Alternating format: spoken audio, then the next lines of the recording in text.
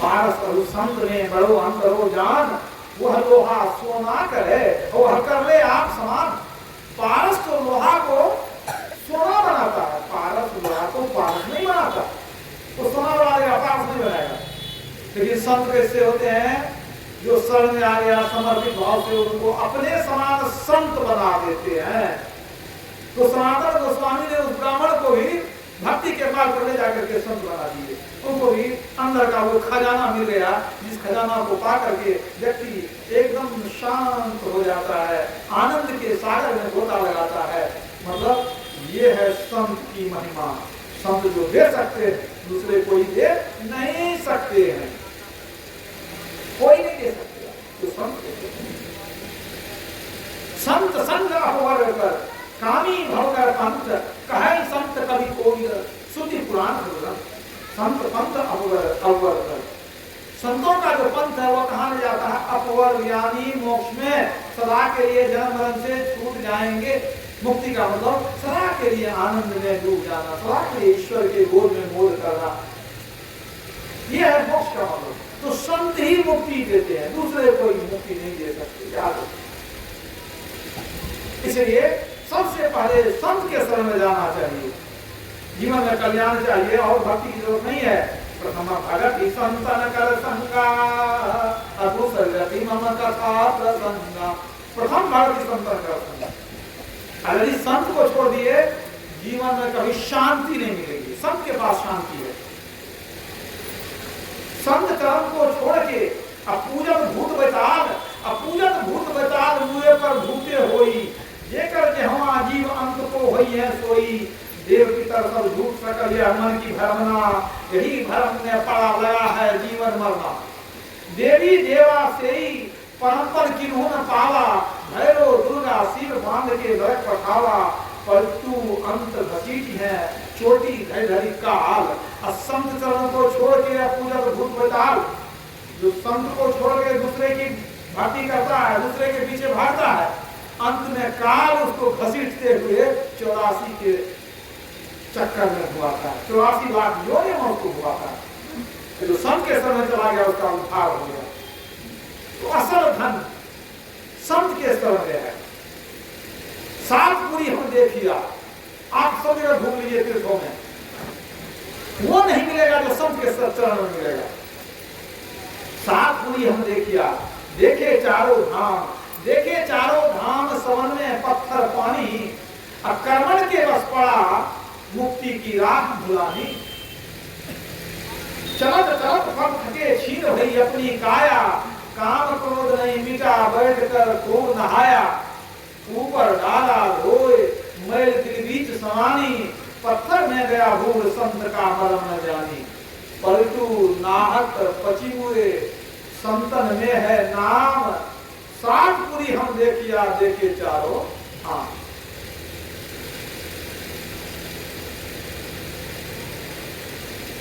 संत के शरण में वो नाम है जो नामी से मिला देता है।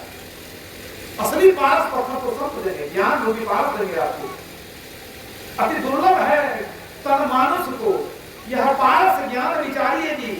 गुरु मंत्र दियो जो दया करके, सो श्वास में श्वास उचारिए जी। प्रभु प्रीति की ज्वार प्रज्वाल करो और पाप के बीज को जारिए जी।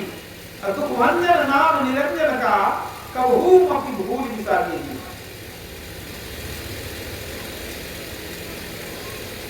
असली जो है पारस क्या है, ये ज्ञान ही है जो हमें मोक्ष की ओर ले जाता है। बैठते रहिए, बैठते रहिए, अभी बीच मत आइए। एक छोटा सा प्रसंग सुनाता, फिर अपने वाणी को विराम दे दूंगा।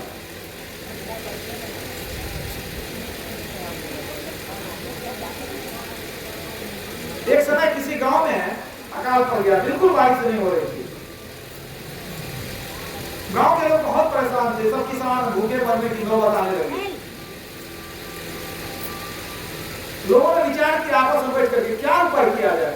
बारिश के बिना उस जमाने में कोई सिंचाई की व्यवस्था नहीं थी, सब तो भूखों मर जाएंगे। सब विचार किया, एक व्यक्ति ने कहा बगल में खडूर खरैया गांव है, खडूर खरैया गांव, और उसमें एक बड़ा जोगी रहता, एक हर जोगी रहता था। उसका नाम था तपा। तपा नाम का एक बड़ा सिद्ध योगी रहता है, अगर वो चाह ले ना तो बिल्कुल वर्षा हो जाएगी, उसके पास ऐसी सिद्धि है, वर्षा हो जाएगी। सबने सोचा कि ठीक है। और देखिए उसी समय में उसी गांव में सिख धर्म के दूसरे गुरु अंगद देव जी महाराज भी विराजमान थे, वही रहते थे। अंगद देव जी महाराज, अब वो अंगद देव जी महाराज से वो जो था बड़ा चिढ़ता था, वो जो प्रतियोगी था वो बड़ा चिढ़ता था। क्या ये जो संत थे, राजयोगी थे, अब वो तो कुछ सिद्धि प्राप्त कर लिया था तो कुछ चमत्कार नहीं प्राप्त था। बहुत चिढ़ता था, जलता था कि किसी तरह अंगद देव जी महाराज यहाँ से भाग गया। ये संत थे ना, बड़े सच्चे संत थे। तो जब लोग सब गए तपा नाम के जोगी के पास कि देखिए हम लोग परेशान हैं, बारिश नहीं हो रही है, भूखों मरने की नौबत आ जाएगी अगर अन्न नहीं उपजेगा तो आप तो बहुत बड़े जोगी हैं, आपका बड़ा नाम है, प्रतिष्ठा है, तो आप जो है ना अपने जोग बल से वर्षा कर दीजिए।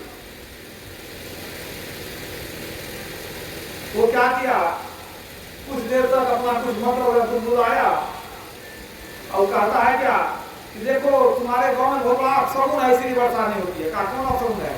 का वो जो अंगद देव है ना, एक बड़ा भूखा साधु है, और जब तक तेरे गांव में रहेगा बारिश होने वाली नहीं है, उसको निकाल बाहर करेगा तब बारिश होगी। मन में जो ईर्ष्या थी ना, दुश्मनी मन में पाल रखा था, क्योंकि बहुत लोग उनके भक्त थे, सोचता था कि भाग जाए तो सब मेरा ही चेला बनेगा। तो यही मौका है, गांव वाला को दिमाग में भर दिया कि उसके रहने से वर्षा नहीं होती है, वो जैसे निकलेगा उसको वर्षा हम कर देंगे, चिंता नहीं करो। अब तो सब लोग एकजुट हो गया अंगद देव जी को गांव से निकालने के लिए। अब बहुत लोग भक्त भी थे उनके, जो प्रेमी भी थे, लेकिन वर्षा ही नहीं हो तो भूखे पेट कितना लोग भूखे पेट भजन करेगा। तो जो भी भक्त भी थे उनके मन में भी हुआ कि ठीक है, जब उनके रहने से वर्षा नहीं होती है तो उनसे हम लोग निवेदन कर लेंगे कि आप गाँव छोड़ दीजिए। तो सज्जन है, तो बदमाश लोग नहीं गए वहां, सज्जन लोग ही गए। काटे लोग मत जाओ, नहीं जाएंगे तो हम लोग कुछ कहेंगे तो सज्जन है। तो कुछ लोग चले गए वहां, हाथ जोड़ के निवेदन किए कि महाराज जी आप जैसे गांव में है, वर्षा तो नहीं हो रही है, वो फलाना जोगी है, तपा नाम का जोगी कहता है क्या कि आप ही का वर्षा नहीं होती है, और जब तक आप रहिएगा वर्षा नहीं होगी तो गाँव में अकाल पड़ जाएगा, तो आप कृपा करते तो हम लोगों की जान बच जाती कम से कम। और वो कहा इसमें क्या हर्ज है, अगर मेरे चले जाने से गाँव में वर्षा हो, सुख हो, समृद्धि हो, तो हम तो चाहेंगे कि गाँव के लोग सुखी हों, क्यों चाहेंगे गाँव के लोग दुखी हो जाए। आज ही हम चले जाते हैं यहाँ से, वो अपना क्या किए, अपना डेरा वहाँ से उठा लिए, अच्छे रातों के साथ वहाँ से निकल गए, चले गए दूर कहीं जाकर के चले गए। अब वर्षा हुई नहीं, सब जाके उनको कहा फिर से जोगी को, आप तो कहते थे अंगद देव चले जाएंगे, वर्षा होगी, वर्षा कहाँ हुई? अरे कुछ तो कीजिए। बेचारा बहुत तंत्र मंत्र जोग विद्या कौन लगाया, अपना सब विद्या लगा के थक गया। अब बारिश हुई नहीं, और गांव के लोग पूरा जो है आक्रोश में आ गए कि आप ही कहते थे कि उनके कारण करुण है कि वर्षा नहीं होती है, जब उनको निकाल के वर्षा क्यों होती है। अब वो जो है तो जान पर खतरा देकर के और भी कुछ करने लग गया। अरे यज्ञ वगैरह होम वगैरह करने लगे, आज कुछ करेंगे वर्षा होगी, अब ऐसा हो नहीं रही है, गाँव आक्रोश में है।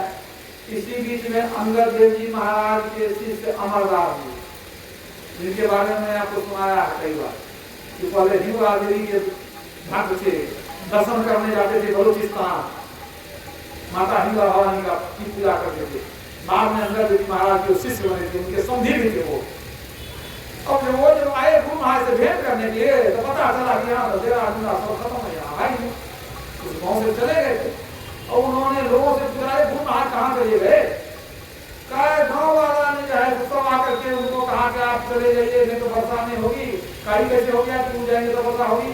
कहीं जो है तपा नाम का योगी है, और वही जो है षड्यंत्र रचा जो कि अंगद जी महाराज को निकाला जाए यहाँ से, षड्यंत्र रचा, क्योंकि उनके निकलने के बाद वर्षा नहीं हुई है। उसी का षड्यंत्र था कि जो है तो गुरु महाराज को गाँव छोड़ करके दूसरे गाँव में जाना पड़ा और वर्षा भी करने हुई। और तो अमरदास जी के गुरु का अपमान हुआ ना, बहुत क्रोध आ गया। हमारे गुरु का गांव में अपमान, लोगों ने कहा आना छोड़ के चले जाइए, कहा हम भी दिखा देते हैं। गांव के प्रधान लोगों को बुलाए, कहा क्या चाहिए, वर्षा चाहिए, कहा वर्षा चाहिए, कहा मैं जो कहता हूँ करो, देखो वर्षा दिखाते हैं वर्षा कैसे होती है। कहा कहिए क्या करिए, कहा वो जो तपा नाम का जोगी है ना, जोगी बनता है, उसको घसीट करके निकालो उसके घर से। अब जिस जिस जमीन में इसको घुमाएगा, जहां जहां वर्षा है उसको घसीट करके उस जमीन में घुमाओ, अरे वो वर्षा होती है। अब तो सब आदमी हुजूम चला गया कि हाथ में तो आती क्या कहते तुरंत वर्षा होगी। सब आदमी गया, उनको घर से पकड़ के खींच के निकाला। जिनको जिनको पानी की जरूरत थी, जहां जहां अपने घर में जमीन में, उसको खींचना शुरू किया। सब में खींचना शुरू किया और ऐसी भयानक बारिश हुई कि एकदम पानी से पूरा एकदम जलमग्न किया। जहां जहां उसको घसीटा उन सब जमीन में बारिश हुई, हर तरफ।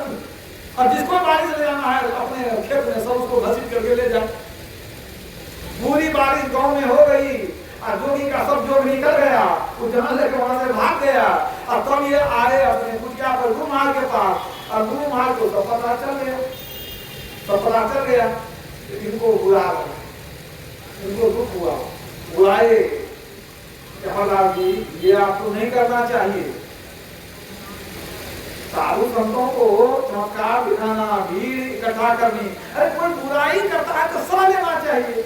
अरे हम लोगों को कहा हम चले गए कहीं, ईश्वर की प्रभु की जो मर्जी, जाहिर भी रखेगा वाहिर भी नहीं है, हम यहाँ से निकल गए तो अपनी जगह चले गए, तो आपको ऐसा नहीं करना चाहिए। कष्ट दिया हमको, आपको ही सह लेना चाहिए। साधु का काम है सहना, साधु का काम नहीं है कि किसी को कष्ट देना। अब बताइए कोई घसीटा गया है तो उसको कष्ट दिए, अच्छी बात नहीं है। वो जो किया से वो जाने, हम क्यों कष्ट देंगे। अब किसी को क्या करते हैं, जो मैंने इस तरह से कष्ट देना भी ठीक नहीं है और इस तरह से चमत्कार दिखाना ठीक नहीं है। साधु के अंदर गुण ज्ञान रहता है लेकिन उसका प्रदर्शन अच्छा नहीं होता है। इसीलिए आज से आप भी मेरे तरफ रहिए कि प्रभु जैसे रखे उसी तरह से रहिए। जैसी खुशी हो तेरी, खूब नाच तू नचा ले, खूब छानबीन कर ले, अच्छी तरह तपा ले, राजी हूं मैं उसी में जिसमें तेरी रजा है। यूं विवाह हुआ है, वो विवाह हुआ। हे प्रभु आप जैसे रखिए हमको, कोई मेरे लिए अच्छा है, हम उसी में खुश हैं। आप एक रोटी दीजिए, आपकी घी वाला पूरी दीजिए, दोनों में हमको जो दीजिएगा करते। उनको समझाए तो उन्होंने कहा गुरुदेव अब ऐसी गलती नहीं होगी, हम गुरु का अपमान सहा नहीं गया। समझ लीजिए वो योगी बरसाने का आ सके, अंगद देव जी महाराज को निकाल दिया, उनका एक चेला वो बरसा कर दिया। तो संत कैसे होते हैं, संत क्या नहीं दे सकते, जो मुक्ति दे सकते हैं, जो परमात्मा दे सकते हैं, तो क्या नहीं दे सकते। लेकिन ऐसे ही वो यूं ही बांटते नहीं फिरते। क्यों, वो जानते हैं कि ज्यादा धन संपत्ति देंगे लालच में फंस जाएगा, ईश्वर से दूर हो जाएगा। इसलिए संत जो है ना त्यागी बना देते हैं, संसार के आसक्ति का नाश कर देते हैं। क्योंकि जब तक संसार की आसक्ति छूटेगी नहीं तब तो प्रभु मिलने वाले नहीं है। पहले संसार से तोड़ी आवे तब बात त्यागी पूछिए जी, तलवार दो ज्ञान एक, कई भांति वाले कीजिए जी, मीठे प्याले को दूर करो, कटु प्रेम प्याला पीजिए जी, पर तू जब शीश उतारी धरे तब राह त्यागी दीजिए जी। आप ईश्वर को पाना चाहते हैं, संसार से आप प्रेम तोड़ करके आइए। संसार से नाता तोड़िएगा, तोड़ने में नहीं कि भगवान तोड़ देंगे। अंदर में आसक्ति नहीं रहनी चाहिए, मोह नहीं रहनी चाहिए। मन में हमेशा विचार करके रखिए कि जिसको दोनों हाथ से हम पकड़ के रखते हैं एक दिन वो छूट जाएगा, है कि नहीं, छूट जाने वाला है। तो जब छूट जाएगा, जबरदस्ती मरेंगे तो छूट ही जाएगा, तो उससे तो हानि ही हानि है। क्योंकि मोह में हम मरे हैं, छूटा तो जरूर लेकिन अंदर में मोह रह गया तो मोह जो है आवागमन में ले जाएगा। अगर जीते जी हम जान करके छोड़ दिए, मोह को तोड़ दिए तो प्रभु के शरण में जाएंगे। इसलिए संसार से आसक्ति को छुड़ा करके प्रभु के चरण की अभिलाषा रखनी चाहिए। और प्रभु कैसे मिलेंगे इसकी युक्ति संत सद्गुरु ही बतलाते हैं। इसलिए हमने सुना है आपको कि संत पद से ऊंचा कोई पद नहीं है। श्री भगवान रामदेव का प्रथम भगत संत तो अगर कुछ भी नहीं जानते हैं, अगर संत के शरण में जाते हैं, उनके उपदेश को सुनते हैं, उनकी सेवा करते हैं, समझिए आप कल्याण के रास्ते पर चल निकले हैं। आज नहीं कल नहीं परसों आपको मुक्ति पक्ष मिलेगी। मोक्ष द्वारे द्वार पाला चत्वारा परिकीर्ता कीर्तिता समो विचार संतोष चतुर्थ साधु संगम। मोक्ष के द्वार पर 4 द्वार पर शम मनोनिग्रह, विचार, संतोष और साधु संग। जब तक साधु संग कोई नहीं करेगा मुक्ति में जा नहीं सकता है। याद रखिए, संशय समन दमन दुख सुख निधान हरि एक, साधु कृपा बिनु मिल ही नहीं, करिए उपाय अनेक। तुलसीदास क्या कहते हैं? दुख हरने वाले, सुख देने वाले, संशय मिटाने वाले कौन है? परमात्मा। लेकिन जब तक साधु संतों की कृपा नहीं होगी वो संत मिलने, परमात्मा मिलने वाले नहीं। साधु कृपा बिनु मिल ही नहीं, करिए उपाय अनेक, बहुत उपाय कर लीजिए, यज्ञ कीजिए, जप कीजिए, तीर्थ कीजिए, व्रत कीजिए, पूजा कीजिए, पाठ कीजिए, अनेक उपाय कर लीजिए, लेकिन साधु कृपा के बिना वो परमात्मा नहीं मिलते हैं। इसलिए हम लोगों को चाहिए साधु संतों की सेवा करें, उनके ज्ञान को अपनावें और अपना कल्याण करें। बोलिए प्रेम से श्री सद्गुरु।